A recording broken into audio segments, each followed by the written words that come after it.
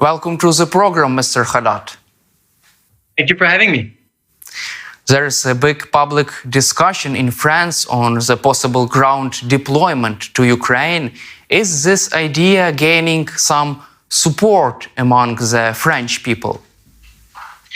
The French people are very supportive of Ukraine. And, for the last 2 years, we've seen great mobilization of both our government and our population in solidarity with Ukrainians' heroic resistance against Russian aggression, whether it's military support, economic and humanitarian support. President Macron has tried to shake Europeans out of complacency. This is an existential war for Ukraine, of course, but also for the European Union. And, we need to have no taboo in how we can help Ukraine. I think he wanted to steer a debate. He was asked about troops. For 2 years, we Europeans and Americans have set limits on ourselves, red lines on ourselves. We've deterred ourselves. We constantly told Vladimir Putin things we were not going to do. It's time to put red lines on Putin, limits on him, and give Ukrainians everything they need to win this war. And I think that's what the president clearly wanted to convey, both to Ukrainians, but also to President Putin, who thinks that we're going to lose focus, we're going to divide. No, we will be with Ukraine until its victory. And how could the West put red lines for Russian President Putin? How could it look like? Look, let's take concrete examples. 2 years ago, we said we were not going to give weapons to Ukraine. Then we said we would not give tanks, and we would not give long-range missiles, and we would not give planes. We've wasted so much time. The planes would have been so effective, I think, to help Ukrainians counter-offensive. And we've wasted time by putting the limits on us. So now we're turning the table. I think it's very important first to give Ukrainians everything they need in terms of ammunition and weapon. And this is why we have to raise our speed, our ambition, and the resources we put into this in Europe and elsewhere in the United States. And continue to do it even if the US is blocked for political reasons. It's our security first and foremost as Europeans. And that's also something that President Macron was saying. And then, continue to accompany Ukraine towards the European Union, towards NATO, because this is also about Ukrainians' free and democratic choice to choose their political orientation. This is also, we're 10 years after the Euromaidan. This is also, I think, what Ukrainians are fighting for. And so this is also our responsibility as Europeans to accompany Ukraine in the long run. And once again, Vladimir Putin has underestimated the Ukrainians' heroic resistance. But I think he's now hoping that there's going to be fatigue in the US with the election in Europe. And so there's no fatigue. Our public opinions are supportive of Ukraine. Our governments are supportive of Ukraine. And that's also one of the messages that we're sending, that we're staying committed in the long run. President Macron does not exclude sending troops to Ukraine, but do you personally support such an idea? I think first that there's lots of things we can do without having fighting troops, but on the ground. Let me give you the example of the Caesar cannon, which has been, I think, very helpful and effective on the ground. We train Ukrainian soldiers on French soil. It's the French military that trains them to use the Caesar cannon in the southeast of France. Then the Caesar cannon is sent to Ukraine on the front, and if it's damaged, and it needs to be repaired, it needs maintenance, it's taken out of Ukraine in Poland or Romania or elsewhere. We could imagine having trainers and military engineers on the ground with Ukrainians to do all of this, from the training to the maintenance and the repairment. I think there's a few other options that we can discuss with our partners. I was pleased to see that we've heard European leaders like Radek Sikorski of Poland, like Kaja Kallas of Estonia, Gabriel Landsbergis in Lithuania, that applauded the firmness that came out of France, and that are ready to discuss such options. It's very important for us, by the way, as French, because I think, these are the countries in Central Europe and the Baltic states that often have felt abandoned in front of Russia, that have warned us for years, for decades, about the nature of the regime of Vladimir Putin. And let's be honest, sometimes in Paris or in Berlin, we did not listen enough. And so I think it's good to see that now we have a very close relationship with these countries, and that we can think about how best to help Ukraine in the near future. Also, French newspaper Le Figaro reported that there are several options for possible ground deployment to Ukraine for military purposes and for non-military purposes. For example, for organizing training for our troops on the ground in Ukraine, or for example, for demining campaign. Would you support such a non-military options? Yes, I would. If it's helpful for Ukrainians to fight the war successfully. I think we should continue and increase our weapons supply, and the options that you mentioned, that I mentioned for the training and the maintenance, or the demining, of course. Thank you for mentioning it. It's going to be a huge challenge. I think these are options that we should consider with our partners. Yes. Is there a support for such an options from the French Parliament, from the National Assembly? We just debated and voted a couple weeks ago on the security agreement that President Zelensky and President Macron signed in Paris a month ago. And we had a large majority of the parliament who voted in favor of this. And I want to underline this because, we have a hung parliament, a very divided politics here like everywhere else. And we have disagreements on many issues with the oppositions. But the support for Ukraine is transpartisan. We've seen the far left and the far right, Marine Le Pen, who have not been supportive of Ukraine and who have been aligned on Russia for 2 years. But the truth is, parties different from my own, from the Republicans and the Socialists and the Greens, have also been very supportive of Ukraine. I myself am the president of the Ukraine Friendship Group at the National Assembly. I brought a few months ago a transpartisan delegation to Ukraine. And we have, despite our differences in France, there's a strong desire to help Ukrainian. There's a strong understanding that this is about also the French national interest.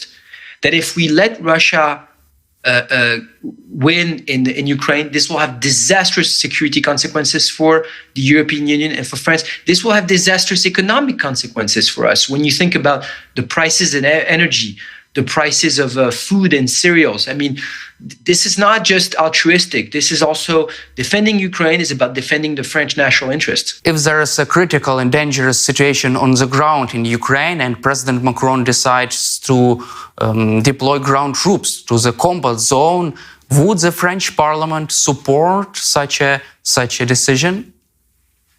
I don't want to speculate on future possibilities. I think first, the best way to avoid a scenario of what you're describing is to give Ukrainians everything they need to be able to wage the war, all the ammunition and the weapons and things that we've waited way too long to give. And then the second thing I would say is I think the president was very clear. He said this war is existential for the European Union. We should not let Russia win, and we should not also say the things that we don't want to do. We should stop telling Putin what we're not going to do and setting red lines on us. And now it's important to draw red lines for him. Has the French government increased support for Ukraine since the last statements from President Macron on the support for our country? Yes, so there's a few things. First, in the security agreement signed with President Zelensky, we have planned for 3 billion euros of military aid to Ukraine in 2024. The main thing that we want to do is to be able to get the Ukrainian military in direct connection with our defense industry. This is what we've worked on doing for the last few months when the defense minister Le Cornu was in Kyiv last time. It's give the abilities to the Ukrainian to order directly from our defense industry and then put pressure on our defense industry to be able to produce as speedily as possible to be able to fill the needs and demands of the Ukrainian defense industry. And then the second thing that we're doing is to do it at the European level and to build these coalitions between European countries on ammunition, on long-range missiles, to be able to first build the resources at the European level, but also help countries that want to give something to Ukraine, but need also the capabilities to be able to replace it more quickly for their own stocks. And in this, other European countries can help. So it's also being more effective collectively in Europe to be able to help Ukraine. And the last pillar of this is in the short term to be able to find ammunition, the weapons everywhere. That was the Czech plan, as you know. So when we need to go to Korea, to the United States, and elsewhere to be able to fill the gaps, then we should do it. So these are some of the initiatives on which France has really taken the lead in the last few weeks, but alongside our partners and allies, because we have other European countries that, of course, have been extraordinarily ambitious and leading also in terms of Ukraine. Do you expect French President Macron to lead this whole process for supporting Ukraine in the long-term perspective? Yes, we're with Ukraine in the long term. And I think that's something that President Macron cares very deeply about. Security and defense of Europe is at the heart of his political message from the start. I mean, that's, I would say, even the reason why many of us, it's my case, decided to join President Macron, coming from the right, coming from the left, people who had never been involved in politics. In his 2017 campaign, you had European flags. His ambition has always been for Europeans to be able to take more ownership of their own destiny, of their own defense and security, but also sovereignty on technology, on migration, on trade, for Europeans to really, reconnect with history, I would say. Ukraine is the test. Ukraine is the turning point for this. We have a war on our continent, a war of Russian aggression that strikes directly at our security. And this is the moment for us Europeans to be able to rise to the event, even, which I do not hope, but even if the US decides to withdraw from this, it's directly our security and our sovereignty that's at stake. And this is why we have to rise to this challenge. And I think this is at the heart of President Macron's vision for France. But why did President Macron change his rhetoric on support for Ukraine, on the war in Ukraine right now, at this critical moment? Look, there are a few things. First, let's be very clear. President Macron, from the start, has been, helping Ukraine, supporting Ukraine with economic support, with military support. And it has been very clear since February 24th, 2022.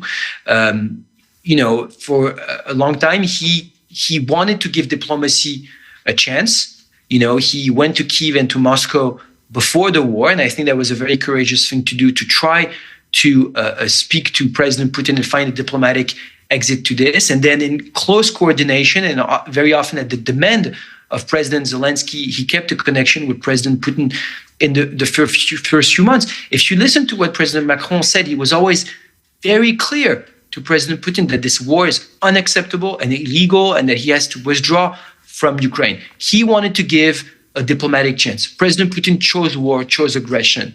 And now Russia is doubling down on its aggression, including against us.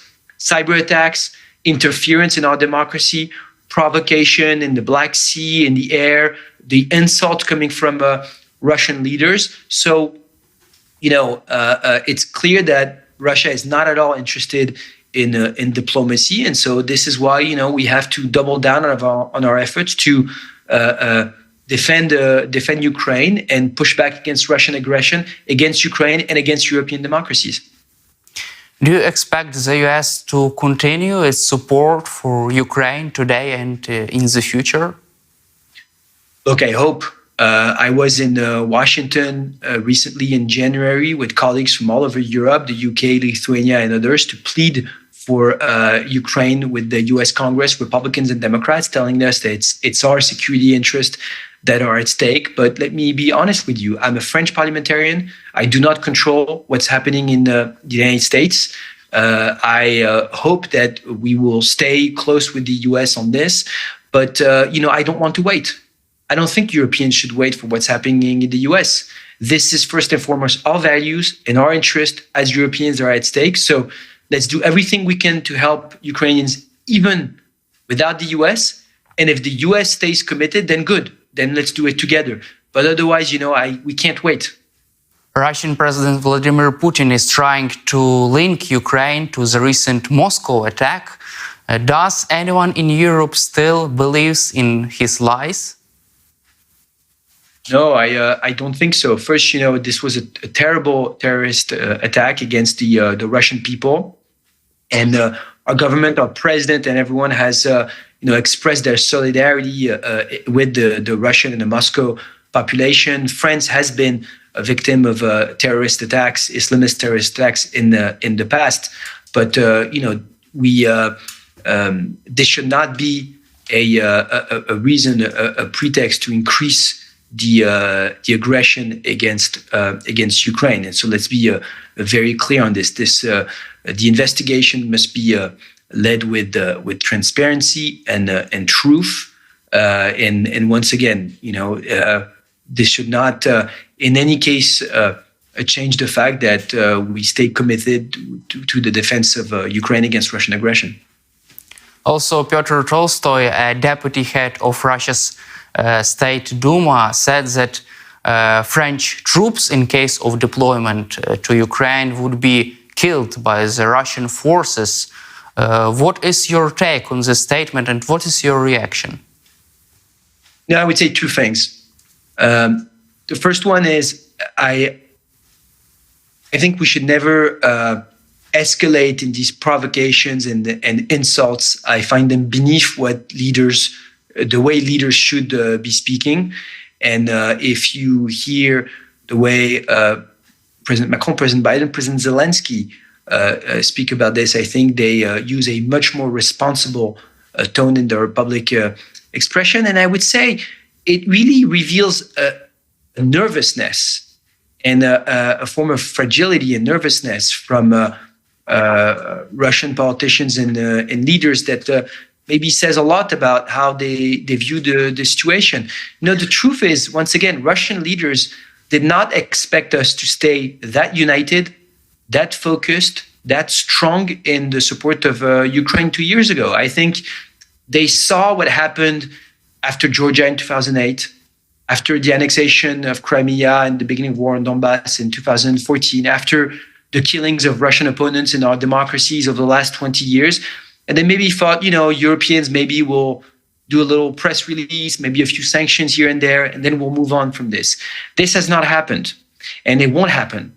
Once again, it's existential for Europe, and so we're staying committed. And I think this explains maybe the level of nervousness that you're hearing from some of the Russian leaders. I would say, let's not waste too much time in commenting this, and let's stay focused on what Ukrainians need to win the war. Is there such a nervousness in Russia because of France? Because France has stepped up in support for Ukraine? I think that, at least these reactions show that, once again, they have underestimated the heroic resistance from Ukraine. They have underestimated the level of unity and focus that we would keep at the European level. And I think a lot of these messaging also is, it's destined towards our public opinions. It's here to play on fear, to divide, to try to destabilize our public opinion. So let's not be duped also about what the political objective of these statements are. So I would say, there's no reason for us to do tit for tat or escalate. I think we should not be nervous or overreact, but just once again stay focused on the course of supporting Ukrainians. Is the French government afraid of such statements from the Russian side? You heard President Macron, he said that there's no reason to go into a rhetorical escalation. And he said what I'm telling you now. He said it reveals a certain nervousness. Our government is very calm and committed to finding the best ways to continue to help Ukrainians in the long run. We're not driven by fear. Do you see Russia as a threat to the security of France? Don't you think that such threats, such rhetoric just reveals Russia as a threat to France, Europe, and democracy around the globe? I do think so. And, this is not based on just statements. This is based on facts. This is based, of course, on the war against Ukraine, which destabilizes the European Union and the European security architecture, because I think the objective of Putin beyond Ukraine is to revisit the whole European security architecture that was built after 1989 to challenge the existence of NATO and the European Union. This is someone who has said that the fall of the Soviet Union was the greatest geopolitical catastrophe of the 20th century. And so he wants to revisit that. I think that's for one. And we see the cyber attacks against our infrastructure, our hospitals, our ministries that have escalated a lot in the last few months, but that have been going on for years. The interference in our democracy, the interference in the Macron campaign, for example, in 2017.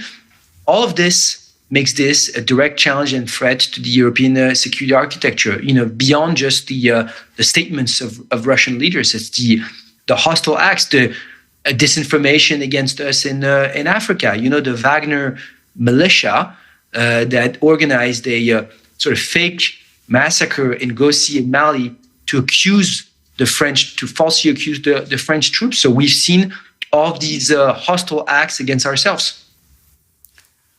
But why don't France also counter Russia in Africa? I mean, their mercenaries. Do you expect French government to strengthen their countering measures against Russian side in Africa? So two things on your question. First, we've strengthened considerably, actually, our means to protect ourselves against disinformation, propaganda, hybrid warfare in general. And this was actually a huge part of the defense bill that we passed last year. Over the 2 terms of the Macron presidency, we have doubled our defense budget, and a big part of that is going to protecting ourselves against measures of hybrid warfare.